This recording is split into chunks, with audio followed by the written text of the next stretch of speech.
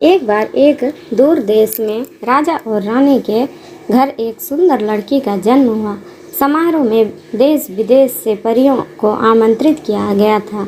वे अपने साथ विशेष उपहार लाए और छोटी राजकुमारी को आशीर्वाद दिया ताकि वह एक चतुर, सुंदर और दयालु लड़की बने। तभी एक बूढ़ी दुष्ट परी महल में आई और राजकुमारी को शाप दिया, तुम्हारे 16वें जन्मदिन पर तुम एक पीन को छुओगे और मर जाओगे। वह गुस्से में चिल्लाई और गायब हो गई। हर कोई सम रह गया।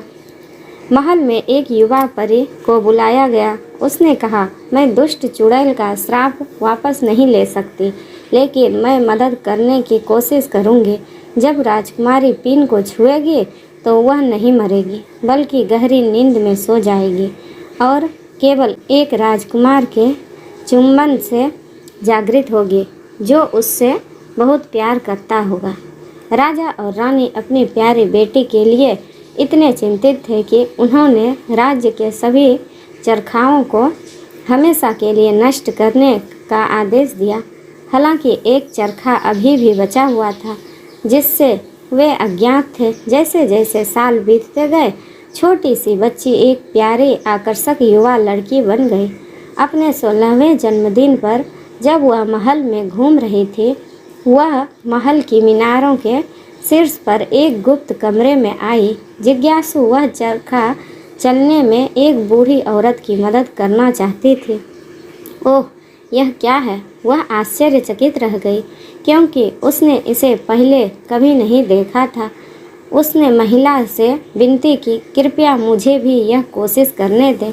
लेकिन जैसे ही उसने सुई को छुआ, वह जमीन पर गिर पड़ी। चुड़ैल का जादू सच होता नजर आ रहा था। भारी मन से राजा ने उसे भव्य कमरे में ले जाने का आदेश दिया, जहां वह कई वर्षों तक लेटी रही।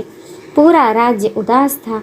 सबसे छोटी परी ने यह सब देखा और कहा, सारा राज्य राजकुमारी के साथ सो जाए, ताकि जब उसके राजकुमार उसे जगाएं तो वह अकेली ना रहे। जिस क्षण उसने यह सब कहा, राज्य के सभी लोग और जानवर जहाँ थे वहीं सो गए। सब कुछ रुक गया। जैसे जैसे साल बीतते गए, महल के चारों ओर घना जंगल बढ़ता गया और राज्य छिपा हुआ था। ठीक 100 साल बाद एक सुंदर राजकुमार जंगल के से गुजर रहा था और उसने अजीब राज्य की खोज की।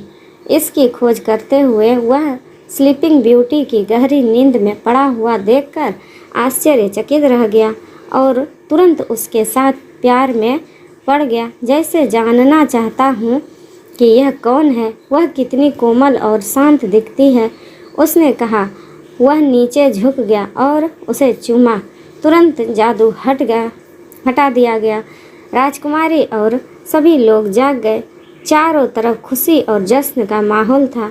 राजकुमार और राजकुमारी की जल्द ही शादी हो गई और वे हमेशा के लिए खुशी से रहने लगे। थैंक यू दोस्तों, धन्यवाद।